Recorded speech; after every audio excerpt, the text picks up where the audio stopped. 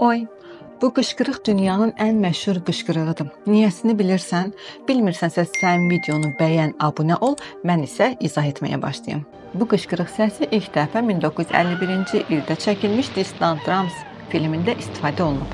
Daha sonra 1953-cü ildəki The Charge at Feather River filmində Wilhelm adlı obraz vurularkən bu səs effektindən istifadə edildiyi üçün həmin adla tanınır.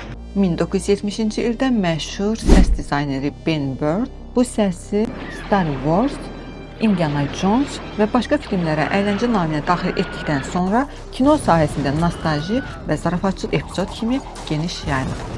Hazırda bu səs effekti sanki bir film ənənəsi kimi yüzlərlə filmlərdə, animasiyalarda və video oyunlarda istifadə olunur. Bunlardan Lord of the Rings, Toy Story, Avengers və bu kimi başqa bir neçə nümunəni də misal göstərmək olar. Bəs sən bu məşhur qışqırığı hansı filmdə eşitmisən?